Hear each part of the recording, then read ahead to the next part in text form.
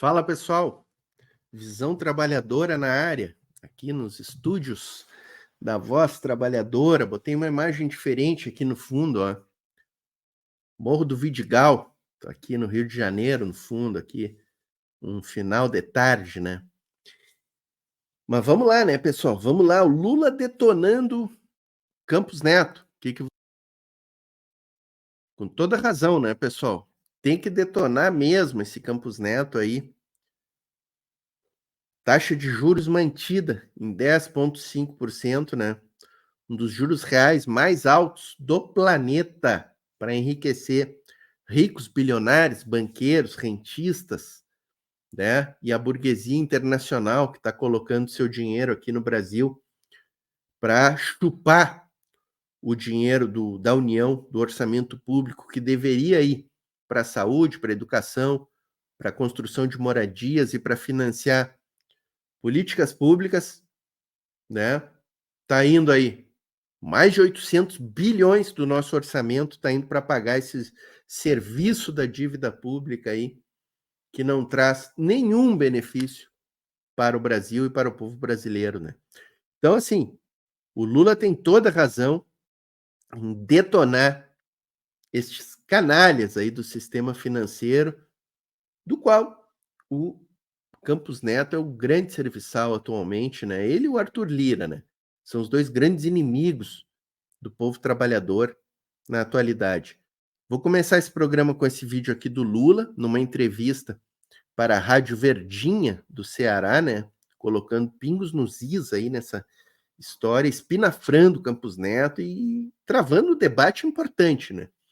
Depois eu trago aqui um vídeo da TV 247, repercutindo também a questão aí dos juros e os prejuízos que ela vai causar efetivamente na economia, né?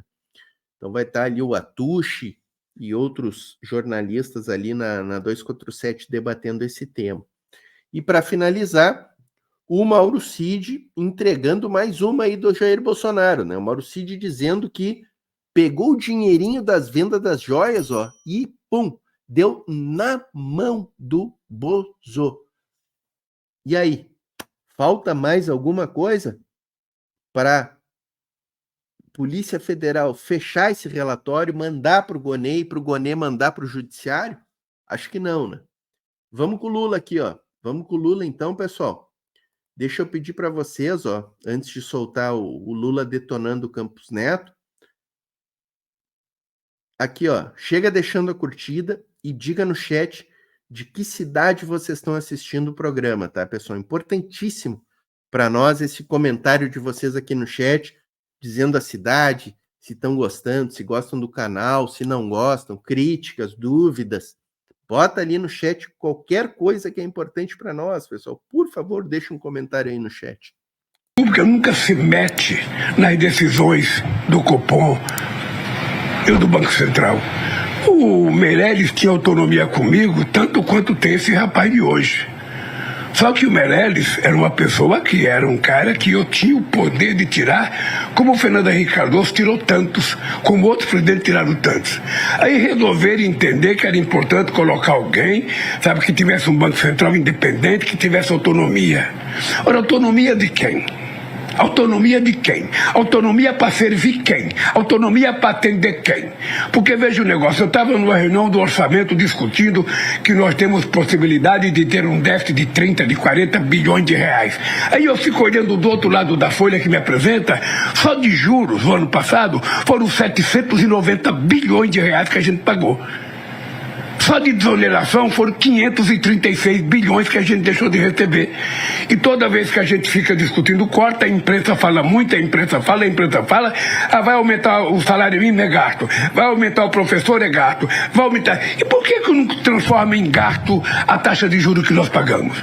Se você pegar os investimentos de crédito nesse país, você vai perceber que os créditos, Jéssica, os grandes créditos são feitos pela Caixa Econômica Federal, pelo Banco do Brasil, pelo BNB e pelo BNDES. Porque os bancos privados, eles preferem, ao invés de fazer crédito, ganhar dinheiro com a alta taxa de juros de 10,5%. Então, foi...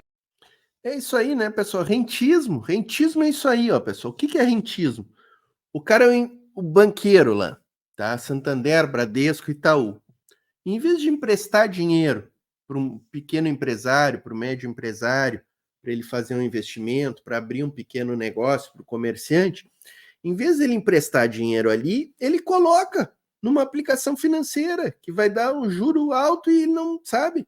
E ele vai ganhar mais aplicando o dinheiro dele, sem o risco da inadimplência, tranquilinho, do que... Isso é rentismo. Outra coisa, o cara que tem dinheiro, tá, um industrial, para aumentar o parque industrial dele, vai aumentar o parque industrial? Vai correr risco ali de contratar gente, de aumentar a indústria, comprar maquinário, correndo risco, sabe, do negócio, risco do empreendimento, né? Ou vai botar numa aplicação financeira para ganhar o dinheirinho tranquilo? É isso aí é rentismo, pessoal. Foi uma pena. É o que o Ladislau Dalbor chama de a era do capital improdutivo.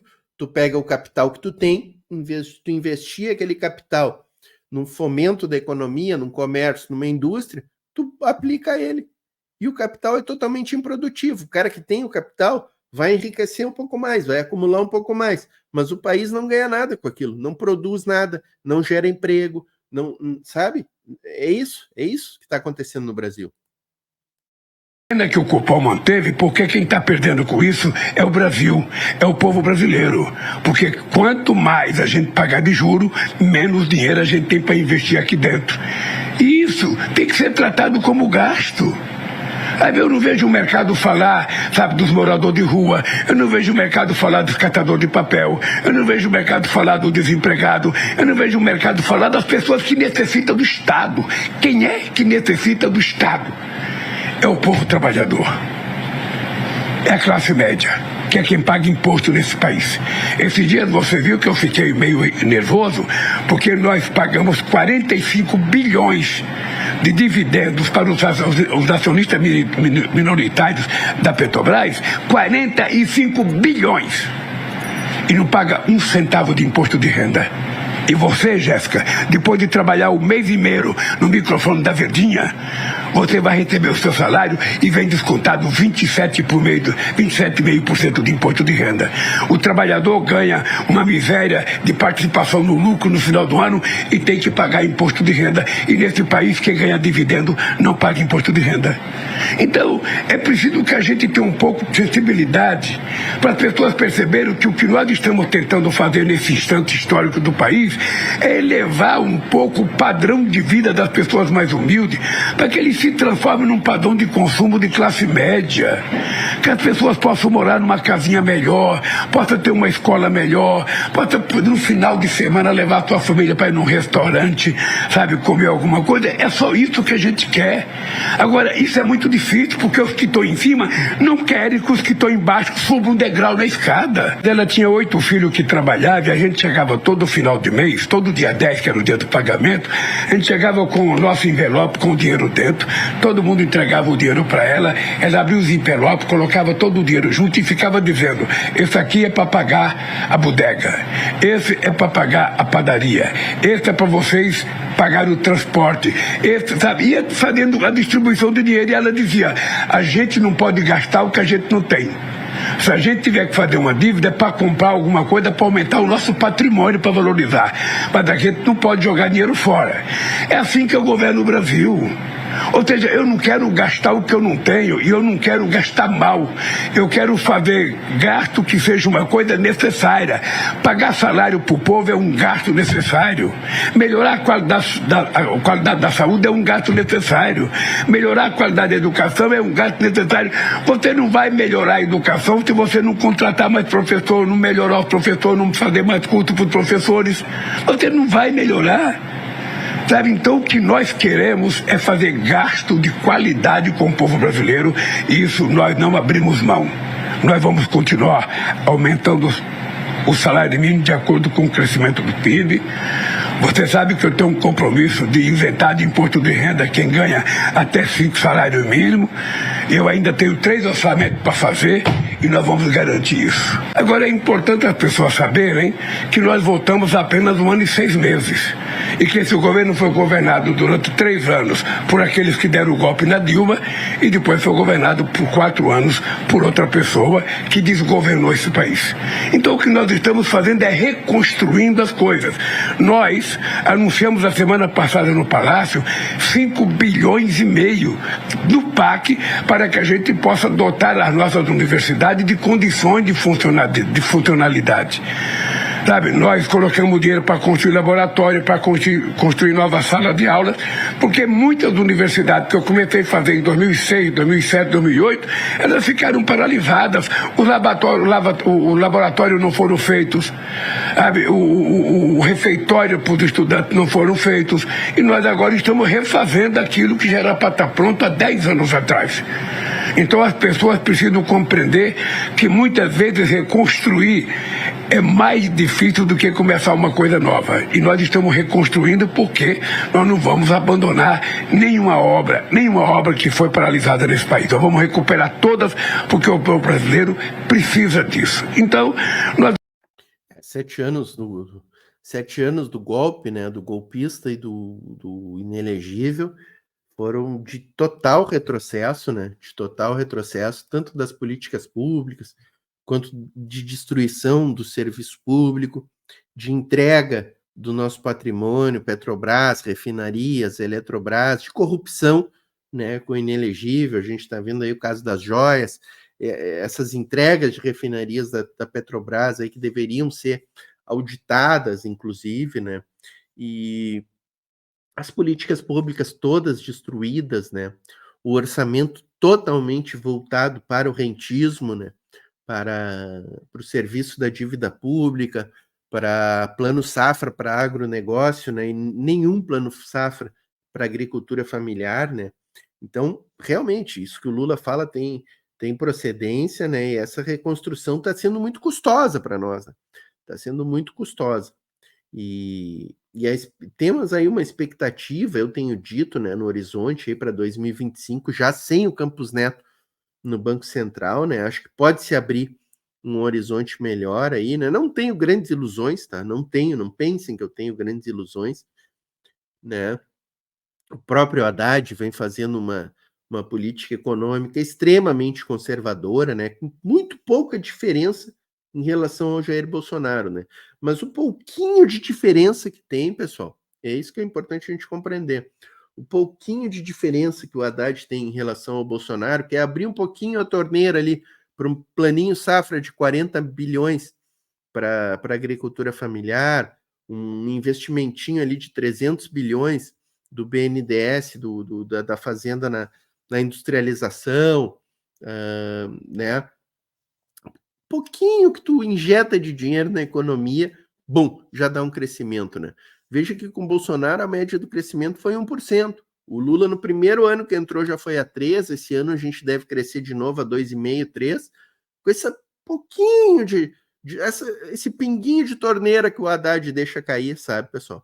Imagina se a gente tivesse um ministro da Economia, da Fazenda, mais desenvolvimentista, né? Que liberasse mais, que abrisse mais essa torneira, que em vez de ficar lutando aí por déficit zero e fazendo arcabouço fiscal, uma âncora fiscal na nossa economia, né? Liberasse aí um déficit, por exemplo, de 2%, pessoal. De 1,5%, 2%, um déficit de 2% na economia, já seria quase 200 bilhões a mais injetados no desenvolvimento da nossa economia e ia garantir um crescimento muito maior, criação de postos de emprego. Então, enfim, né, pessoal? Esse é o cenário que a gente está vivendo aí. Estamos nessa fase extraordinária que eu acho, e nós temos uma preocupação com a educação. Veja, eu já convoquei 2 reuniões com todos os reitores desse país. Antes de eu chegar na presidência, Jéssica, nenhum presidente da República, nenhum, você pode pesquisar, você que é jornalista bem informada, nenhum presidente da República se reunia com reitores. Pois eu todo ano convoco todos os reitores das universidades e todo o reitor dos institutos federais. Por quê? Porque eu quero ouvir reclamação. Eu quero que eles me digam o que está acontecendo, o que está bom, o que está ruim, porque na medida que eles cobram de mim, eu cobro deles também. Aí é uma via de duas mãos. Eles cobram e eu cobro, eles me entregam e eu entrego. É assim que a gente vai fazer esse país se transformar num país altamente civilizado, num país moderno, num país em que as pessoas tenham perspectiva de vida. As pessoas nascem, ficam adultos, sabe? Depois as pessoas casam, constroem famílias, muitas vezes tem nenhuma esperança. O que nós queremos é dar a seguinte esperança para o povo, sobretudo para o pai e para a mãe. A gente vai garantir que o seu filho, independentemente do berço em que ele nasceu, ele vai ter a oportunidade de fazer um curso técnico, de fazer uma universidade. Eu não tenho universidade, Jéssica, eu tenho um curso técnico que eu fiz no Senai. Graças a esse curso, eu aprendi a ganhar mais, eu tive mais estabilidade no emprego, eu fui para o sindicato e virei presidente da República. Então, o que eu quero é que a meninada de hoje tenha a oportunidade que eu não tive no passado, mas que eu acho que todo filho de brasileiro, independente da origem, sabe, social, se é rico ou se é pobre, todos, não importa que seja preto ou seja branco, todos, sem distinção, têm o direito de ter oportunidade de estudar, de trabalhar, de ter acesso à cultura, ao lazer, construir família e viver harmonicamente a sua vida. Tá aí, Mídia Ninja recortando aí essa entrevista do presidente Lula para a rádio Verdinha do Ceará. Com boas colocações, né? Só ali, né? Ali que o Lula tá dizendo que quer ser cobrado, que se encontrou com reitores, né? Aí o discurso para a greve dos professores é outra, né? Quando é cobrado fortemente pelos grevistas, dá um discurso dizendo que a greve está atrapalhando o país, aí não fecha muito bem, né? Não fecha muito bem esse discurso do Lula aí, dizendo que os professores têm que ser bem remunerados. Ele falou ali no meio da fala que é investimento, né? Pagar professores. E aí, quando tem a greve, né? E aí tem outros servidores que já ganharam reajustes muito maiores do que os professores, né? Inclusive categorias que eram pró-golpe, né? Pró-golpe. Então, assim, algumas coisas aí o discurso não está coincidindo com a prática, né? Mas vamos junto, né? Estamos junto aí com o governo do Lula que vem fazendo, pelo menos, né? Alguma coisinha aí. Não é, tá longe de ser o que a gente queria, né? Mas aqui, ó, 247 também repercutiu aí a questão da manutenção da taxa de juros, né? Vamos ver o que eles disseram aqui, ó, nesse debate aqui. Antes aqui, ó, pessoal, deixa a curtida, tá? Chega deixando a curtida, diga de que cidade está falando, que é muito importante pra gente aí.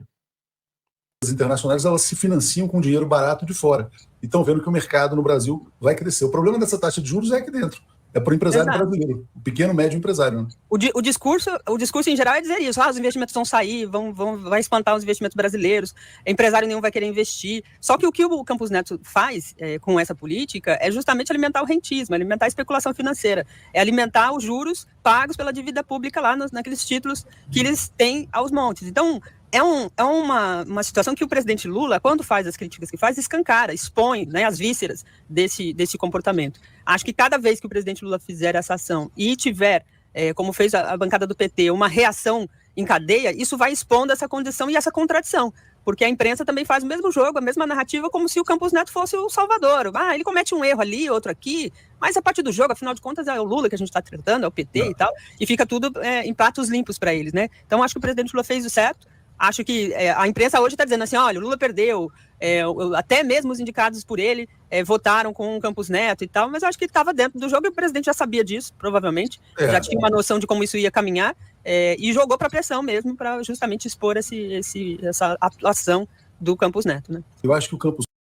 Daiane, do 247, a Daiane é excelente jornalista, né? Eu gosto muito das falas e das análises dela. Perfeita essa análise que ela fez aí. Vamos ver o Atush. O Neto está alimentando. Se esse negócio durar muito, ele periga quebrar várias construtoras brasileiras. O que está acontecendo em São Paulo, né? Um monte de prédios subindo, tal. Provavelmente está acontecendo em João Pessoa, em várias cidades. Tá. O que aconteceu? As empresas levantaram dinheiro muito barato, quando a taxa de juros estava 2%, estava assim, num determinado período do governo Bolsonaro, compraram terreno, tal, saíram lançando um monte de prédio. Aí chega na hora, cadê o comprador? Ah, não, o comprador está deixando dinheiro aplicado no Roberto Campos Neto, né, na Bolsa Selic. E o cara também não quer ficar endividado com essa taxa de juros. Então você pega assim um monte de lançamento imobiliário, né? Aí você passa ali na porta, 90% vendido. Você vai ver, pô, como assim 90% vendido? Você vai ver, tem 10%, 15%, 20% vendido. Tem uma bolha imobiliária que foi criada. Se essa taxa de juros não cair rápido, a gente vai ter um problema no mercado imobiliário grande, né? E antes de passar também, Aquiles, eu queria só ouvir o Lindbergh aqui, porque ele fala exatamente sobre esse tema da unanimidade, né? Pessoal, uma vergonha essa decisão do Banco Central. Eu já tenho falado aqui que esse Roberto Campos Neto, ele não tem independência alguma, é um político bolsonarista. Vocês viram o encontro com o Tarcísio agora. Interromperam o ciclo de redução da taxa de juros, mantiveram a taxa Selic 10,5. Não há justificativa técnica para isso. Vocês sabem que no ano passado a inflação fechou em 4,62. Em abril de 2022 era 12. A inflação despencou. E agora vocês estão vendo, está em 3,92. Qual é a justificativa técnica? Não existe justificativa técnica para manter uma taxa de juros como essa. Eu quero, inclusive, lamentar a unanimidade que alguns diretores indicados pelo nosso governo, eu acho que tenham se acanhados com a pressão do mercado. Uma pressão que não se justifica. Na verdade, o presidente Lula ontem foi muito firme. Disse que não tem explicação para a taxa de juros estar do jeito que está. Brasil não pode continuar com taxa de juros proibitiva para o investimento produtivo. Essa foi a posição do nosso presidente Lula. Para não falar ali do custo fiscal, pessoal, eu vejo esses economistas na televisão falando, não, tem que cortar gastos. Eles querem cortar da Previdência, a vinculação do salário mínimo com a Previdência. Agora, eles não falam que nós gastamos nos últimos 12 meses 790 bilhões de juros. Cada 1% aumenta o custo fiscal em 42 bilhões. É uma decisão irresponsável, né? Foi conduzida pelo Roberto Campos Neto, que tem um intuito muito claro de sabotar o governo do presidente Lula, de travar o crescimento da economia. E teve uma minoria lá que acabou seguindo essa posição, o que é muito ruim, né? Porque essa posição do Roberto Campos Neto não tem legitimidade, não é uma decisão que tem tecnicidade. Não tem. O papel do Banco Central é combater a inflação, pleno emprego e estabilidade do sistema financeiro. Não cabe ao Banco Central dar uma de bedel da questão fiscal do Brasil. Qual foi a... Isso aí, o que ele falou é importante, né? Tecnicamente, todos os índices e indicadores da economia levam para a redução dessa taxa de juros. A inflação está estável, tranquila, inclusive em um processo de deflação, está reduzindo a inflação. Como ele falou ali, a gente acabou com 4,5 em 2023, estamos em 3,9 agora, ou seja, está caindo a inflação, está se aproximando da meta, o desemprego está caindo, os índices da economia, o comércio está crescendo, a própria indústria demonstra aí um crescimento pequeno, pífio, mas tem um crescimento da indústria, sabe, com todo esse cenário. E ali, o que ele falou, outro ponto importante da fala do Lindbergh ali, essa questão que eu sempre tenho tocado aqui, cada 1% representa 40 bilhões a mais ou menos nos cofres da União, no orçamento da União. Então, assim, se a taxa ficar em 10,50, ele falou ali, 700 e tanto, 800 bilhões por ano com o serviço da dívida pública. Se baixar 1%, se baixar de 10,50 para 9,50, é 40 bilhões a mais nos cofres da União. Tá? Hoje, se a nossa inflação está em 13,90, o juro real no Brasil hoje está em 6,5%, que é de 13,90 para 10,50, que é a taxa de juros Selic. Essa diferença é a taxa de juro real, 6,5% de juro real. Então, quer dizer o quê? A gente tem um espaço para baixar tranquilamente aí 5%. Poderia baixar a taxa de juros para 4,50%, para 5,50%, que seja 5,50%. É 5%, cada 1%, 40 bilhões, dá 200 bilhões a mais no orçamento da União. 200 bilhões a menos para o serviço da dívida pública, para banqueiro, para rentista, para rico e bilionário, para fundo estrangeiro, e 200 bilhões a mais no orçamento da União, para educação, para saúde, para construção de estrada, para financiamento da agricultura familiar, para política pública. 200 bilhões é mais do que um Bolsa Família durante um ano inteiro. É 50% de todo o serviço da Previdência Social e da Assistência Social brasileira, com BPC-Loas, com segurados do INSS. Já pensou isso, pessoal? Se a gente reduz em 5% essa taxa de juros, a gente paga metade do serviço da Previdência Social. Então é disso que nós estamos tratando, pessoal. Tem uma materialidade por trás dessa questão. E tem mais isso que o Atush colocou ali, que é bem pertinente, né? Mercado imobiliário, as construtoras. Como é que alguém vai comprar apartamento se deixar aplicado é mais rentável? Não faz sentido. Divergência ontem no Boa Noite 247. Mário Vitor argumentou, né, que foi uma descortesia com o presidente Lula, esses 4 diretores indicados no governo dele votarem contra. A Tereza falou, não, olha, não dá para saber o que aconteceu, mas pode ter sido também uma coisa combinada, como disse a Daiane. Uma coisa combinada, assim, já que iam perder, para que ficar se estressando com o mercado? E aí o dólar podia subir mais, podia ser mais problemática ainda, já que eles não vão tirar o Campos Neto antes do final do ano, né? Então ficam aí essas duas interpretações. Essa unanimidade foi contra o Lula ou foi uma coisa já que estava perdido por um, perdido por mil? Bom, primeiro, acho que foi uma derrota pessoal para o presidente Lula, porque ele se expôs o tom, a veemência, o peso das declarações que ele deu. Guido Mantega no Bacen, hein? Esse comentário aqui, ó, interessante, hein?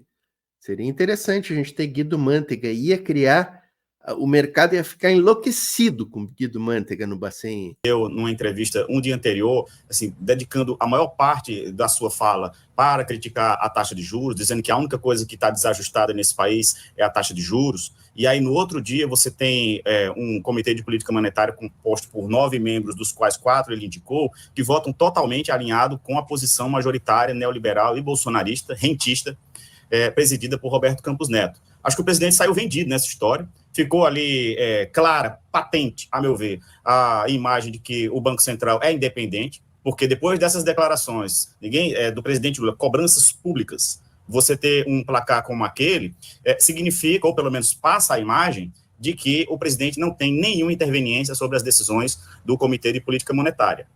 Eu estava lendo mais cedo algumas análises do, entre aspas, mercado, esse ser etéreo, que ninguém nunca vê a cara, mas que manda, né, na política monetária do país, dizendo que essa decisão do Copom tem mais a ver com as preocupações pela valorização do dólar, que nesse ano já subiu 12%, como uma maneira de, vamos dizer assim, acalmar essa pressão sobre a desvalorização do real frente ao dólar. Tudo bem, só pode ser. Sobre o dólar, rapidinho, o Lindbergh também tinha falado sobre isso, que um dos motivos da ação do PT contra o Campos Neto é a falta de ação no mercado de câmbio. O Brasil tem superávit comercial de 100 bilhões de dólares, ou seja, a queda do real está totalmente desconectada dos fundamentos da economia. O que está acontecendo? O mercado financeiro está provocando uma crise artificial e o Banco Central está deixando acontecer. Para passar, olha, veja bem, não tem confiança no Brasil. E mesmo... porque para lembrar que faz parte do Banco Central regular esse mercado de câmbio. É evidente que o Banco Central está deixando o câmbio subir e não está entrando na compra de dólares para acabar com essa flutuação do preço. Hein? Isso é evidente. Como a Tuxi disse, para criar esse cenário, estabilidade na economia, quando não tem estabilidade nenhuma. Todos os índices estão sob controle. Todos. Tem crescimento dos serviços, da indústria, tem redução de desemprego, a inflação está controlada. Tudo sob controle.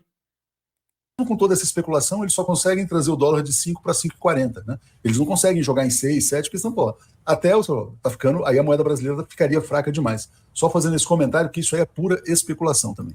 Justo. E, assim, eu vejo as pessoas dizendo que o presidente Lula já sabia e, assim, era uma coisa esperada que, pelo menos para quem acompanha o noticiário ali, também as previsões nas bolsas de apostas, de que o Copom interromperia o corte na Selic. Mas, a meu ver, assim, os meus 50 centavos aqui de comentário, né, minha modesta opinião, o presidente Lula, se ele soubesse desse resultado com esse placar, ele se expôs à toa, porque você acaba dando uma demonstração de que as pessoas que você indicou não compartilham, não coadunam com o pensamento de país que você defende, né? Então, assim, não acho que estava tudo combinado, teve ali uma divergência de opiniões, eu estou ficando mais com essa opinião manifestada pelo Mário Vitor ontem no Boa Noite. Acho que sim, foi uma descortesia. Acho que o Galípolo talvez reduziu suas possibilidades de suceder Roberto Campos Neto, porque você não vai colocar um presidente que já é independente, que já faz política contra o governo,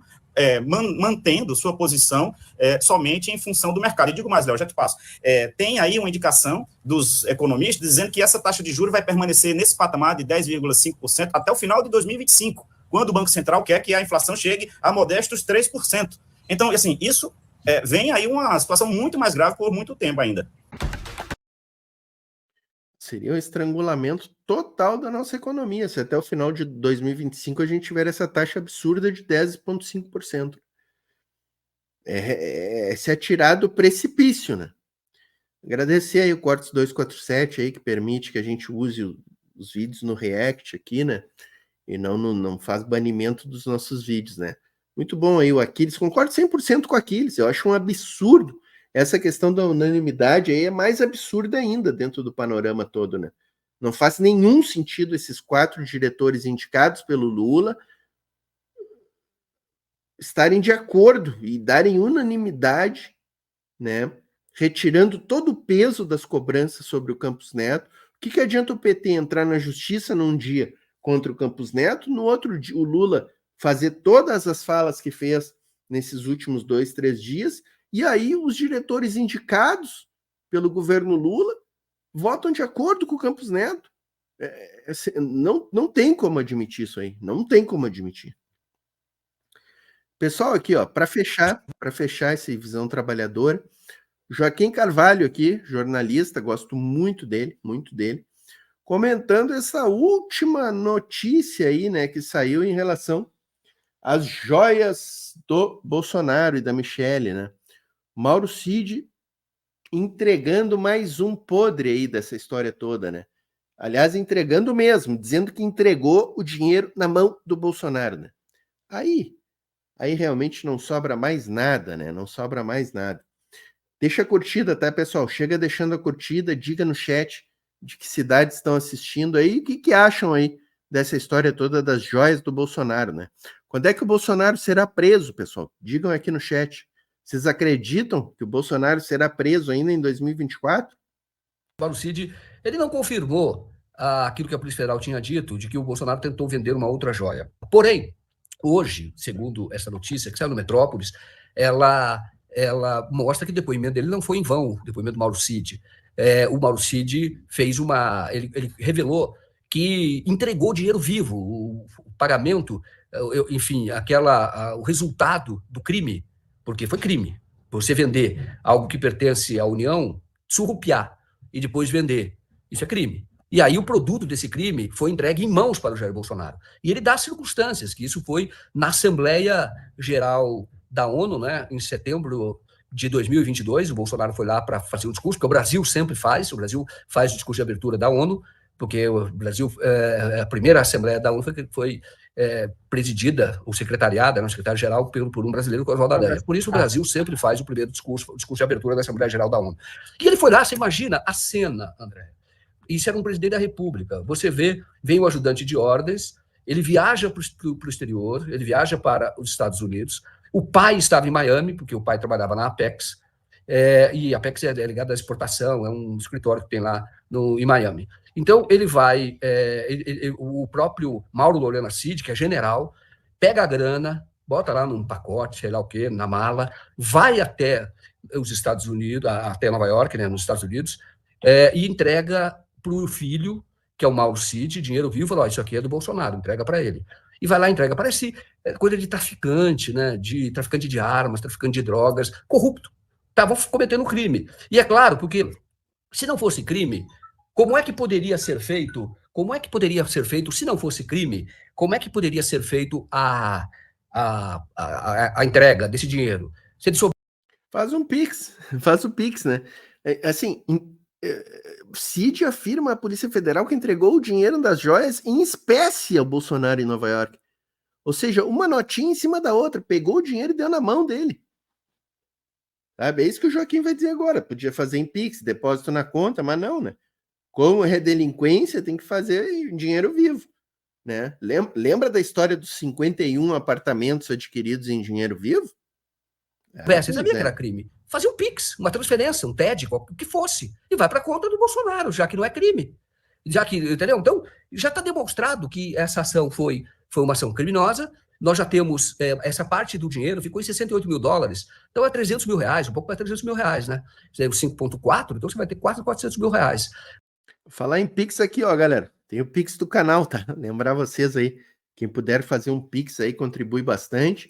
A gente tem também o clube de membros aqui do canal, tá? Da nossa comunidade aí, estamos com mais de 60 pessoas já assinando aí o nosso clube de membros. A partir de R$ 1,99, tu te torna membro, entra para a comunidade do canal, aqui tem stickerzinhos, emojis especiais, o teu comentário tem prioridade, tanto aqui entra num espaço privilegiado aqui que a gente lê com mais facilidade e responde também com mais facilidade, né? E não esqueça de deixar a curtida, tá, pessoal? E dizer aqui no chat que cidade estão assistindo aí. Uma parte foi entregue, então, pelo Mauro Cid. O Mauro Cid entrega em mãos para o Jair Bolsonaro. E a outra parte, ela é entregue depois, lá em Miami, quando o Bolsonaro esteve lá, foi por Osmar Crivellati, que era também militar, ajudante de ordens do Bolsonaro, assim como o Mauro Cid, trabalhava com o Mauro Cid, era subordinado ao Mauro Cid, e vai lá e depois virou assessor do Bolsonaro, e ele assessor, o ex-presidente tem direito a assessores, né? Então ele virou assessor depois que o Bolsonaro deixou o Palácio Planalto, e vai lá e entrega a outra parte. Tudo, você veja como era o presidente da República naquela ocasião, quem era o presidente da República. Tudo isso é feito ali com dinheiro vivo, corrupção mesmo, é algo que sabiam que eles estavam fazendo. Então você pode falar agora, você já tem demonstração do crime de peculato, e você pode falar de associação criminosa, né? Organização criminosa, porque eles não fizeram só isso. Por isso que eu acho que vai vir o pacote todo aí. A fraude no cartão de vacinação, essa história do peculato, que era uma forma de ter receita para a quadrilha, porque é quadrilha. Tudo bem, o crime agora é de organização criminosa. É incrível, né? Como Miami é um local adequado, né, para essa delinquência, né, de brasileiros que agem na ilegalidade, como eles gostam de praticar os seus delitos em Miami, né? É um campo aberto, né, para prática de delitos, né? Cidadezinha que tem bandidagem e traficante e narcotráfico e corrupto, né? Incrível, impressionante. Miami e Flórida, né? Impressionante. Que lugarzinho. Mas é uma organização criminosa. Então você tem pelo menos quatro pessoas ali, mas tem o Assef também, então já tem 5 pessoas. Quando o Assef vai para os Estados Unidos, fica procurando quem comprou o relógio, vai lá, compra de volta o relógio, porque falou, agora descobriram, então nós temos que devolver. Descobriram. E vai lá e então... Tem o ministro, aquele que trouxe as joias para o Brasil, né? Também está na organização criminosa, né? Na Orcrim, né? Tem aquele outro assessor que tentou tirar as verbas da Receita Federal, né? É isso, né? Gente, é tanta coisa. Essa história das joias aí tem tantos capítulos, essa novela, né? E tanto personagem envolvido, tanto picareta envolvido nessa história, que é impressionante. Né? Então, e a entrega de volta, o que é uma demonstração, uma prova do crime. Uma prova, e pode ter aí, neste caso, o arrependimento posterior, tá? Que é o arrependimento posterior. Então, ele tem uma redução, eu acho que de 1/3 do crime. Mas agora é só encerrar esse inquérito, entregar para a Procuradoria certamente vai fazer a denúncia, e a materialidade está aí. Até aqui o Beraldi está comentando. Tá demorando, né, pessoal? Tá demorando para a Polícia Federal fechar esse inquérito, entregar o relatório, remeter para o Paulo Gonet, para que o Paulo Gonet possa oferecer a denúncia para o STF, no caso, né? Enfim, não sei o que vocês acham aí, digam aqui no chat, vocês acham que esse ano, ainda este ano, vai ter esse relatório pronto, o Bolsonaro sendo denunciado, ou vocês acham que vai ficar para 2025, ou não acho que não vai dar nada? Qual é a expectativa de vocês aí, pessoal? Acho que o que o Cid falou não deve ser dado como delação e sem depoimento. Se a lei da delação cair, não será válida a materialidade do crime, Joaquim. Não, é fato, mas se você imaginar que é o seguinte, hoje, o depoimento hoje tem uma lei vigente, e ele hoje presta depoimento na condição de colaborador. Tá? Então, é considerado, sim, a colaboração, na vigência de uma lei. Agora, veja bem, depoimento não basta. O que disse o Mauro Cid? Ele fala que o pai fez saques. É general, que vergonha, né? Coisa de traficante, vai lá e vai sacando de caixa eletrônica em caixa eletrônica, porque tem um limite para sacar.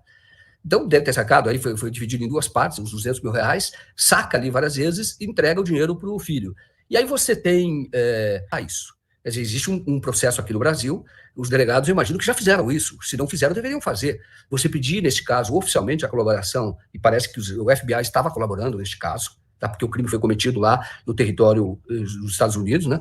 Então estava colaborando, é você conseguir medida lá para quebrar o sigilo do próprio Mauro Lorena Cid lá nos Estados Unidos, para, enfim, comprovar que ele sacou pequenas quantias nos dias que antecederam a ida dele a Nova York para entregar o dinheiro para o filho, né, o Mauro Cid, que por sua vez entregou para o chefe, que era o Jair Bolsonaro. Cara, não tem mais o que dúvida, agora é só fazer o julgamento, não tem dúvida. Eu ouvi o argumento do direito de defesa do Jair Bolsonaro. Vai dizer, que nem o Arthur disse, não, fui eu que tive a iniciativa por conta própria, etc. Você acha que ele fez isso por conta própria? Claro que não. Ele fez isso para tentar livrar o Jair Bolsonaro de um crime que já está descrito. E, de novo, quem faz isso na questão das joias, que eram caras, que eram relógios de luxo, joias, tentou ficar com mais joias. Quem faz isso no pouco, faz no muito. Não tenha dúvida quanto a isso. E o Jair Bolsonaro, como eu já disse aqui, basta analisar o patrimônio dele, não é um patrimônio construído com dinheiro honesto. E quem disse que ele era desonesto foi a mulher dele no processo de separação, a segunda esposa dele, no processo de separação, 2007, 2008,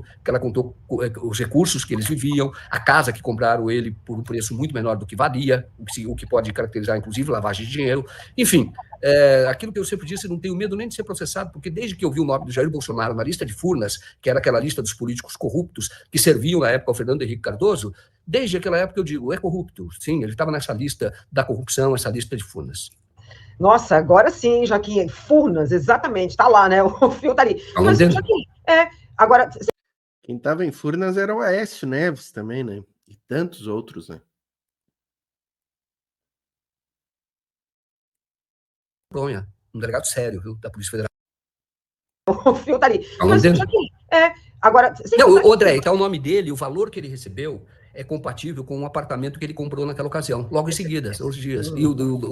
E a lista está feita ali. E eu conheci quem entregou essa lista em mãos para o delegado Zampronha, um delegado sério, viu, da Polícia Federal. Isso é sério, lá em Minas Gerais. Foi entregue a ele essa lista, é a lista autêntica. E se eu conheço, é um lobista, o Newton Monteiro, infelizmente morreu, um lobista e que contou muitas coisas, o que ele fez naquela época como operador ali de políticos, e ele entregou, e essa lista foi checada, essa lista foi periciada, e era uma lista autêntica. O Mauro Cid, né, que entrou em contato com o capitão Ayrton, ex-capitão do Exército, e aí eles conseguiram entrar no sistema de uma cidade da Baixada Fluminense. E ali, eles fraudaram ali, naquela ocasião, era um sistema da prefeitura e ali como se o Bolsonaro e a filha do Bolsonaro tivessem sido vacinados lá, e a preocupação dele, na época, era, o Mauro Cid diz que obteve, confirma, né, e foi feito, e tem mensagens que mostram que fizeram, e tem a fraude no próprio sistema. O Bolsonaro, ele queria ter, porque ele iria viver nos Estados Unidos, então ele queria, como viveu. Então, como presidente, ele poderia entrar sem carteira de vacinação. Agora, porque ele foi como presidente, ele não passou o Lula, ele fugiu, foi para lá. Agora, ele queria ficar lá, e aí essa que é a narrativa do golpe, que é, na verdade, aquilo que a Polícia Federal apura e aquilo que a Polícia Federal faz constar nos autos. Que, na verdade, o Bolsonaro, ele foi para os Estados Unidos esperar o golpe. Isto é, ele foi para lá e ele precisava de dinheiro para se manter nesse período, por isso que vai ser tudo colocado, na minha opinião, tudo num pacote só. Ele esperava, ele teve esses recursos, fez esses recursos, então ele inclusive chegou a transferir dinheiro também para a conta do exterior. Ele estava vivendo, ele ia viver lá alguns meses, esperar que aqui estivesse o caos, se instalasse o caos, e ele nos Estados Unidos ele precisava da carteira de vacinação para ficar lá e até o tempo que ele considerasse adequado para voltar e assumir aqui como um interventor, um ditador, né? Tá aí, mais um vídeo do 247, Joaquim Carvalho, que eu gosto muito, né? Esse do cartão de vacinas, gente, tem a delação do Mauro Cid, tem todo o sistema ali do SUS, né? Que tá tudo espelhadinho ali, né? Os acontecimentos, os eventos, tudo detalhado, registrado. Então, prova material inquestionável, né? E assim, realmente eu não sei por que não houve ainda o indiciamento aí do Jair Bolsonaro por um desses crimes aí, né? O golpe, a questão da vacinação, tem a questão da pandemia, né? Da pandemia, que está passando tempo aí e já poderia ter havido um indiciamento, né? E tem essa questão das joias aí também, que é cada dia mais inequívoca, né? A prática desses crimes aí, né? Então, assim, vamos ver, né? Continuamos aguardando o que vai acontecer aí, né? Certo, pessoal? Agradeço todo mundo que chegou até o fim aqui, que chegou ao fim conosco. Tenho certeza que quem chegou ao fim aqui deixou a curtida, né? Se não deixou, deixa agora, tá, pessoal? Inscrevam-se no canal, ativa o sininho para as notificações, conheça aqui, ó, o nosso clube de membros, tá? Clica no Seja Membro ali para conhecer. A partir de R$ 1,99 tu pode entrar para a nossa comunidade, tá, pessoal? Tem o Pix do canal, para quem puder contribuir, sempre cai bem, né, pessoal? E tem o grupo de WhatsApp e Telegram, ó, que eu quero convidar vocês a participarem aí do nosso grupo de Telegram e de WhatsApp. Importante para nós ter esse canal aí de comunicação, de informações, né, para vocês. Só clicar aqui, ó, os links estão na descrição desse vídeo. Vai ali na descrição, clica no link, te cadastra lá gratuitamente e automaticamente tu entra para nossa comunidade. Certo, pessoal? Valeu. Valeu a presença de todos e todas aí. Voltaremos. Fiquem ligados aí na programação do canal. Paz entre nós, guerra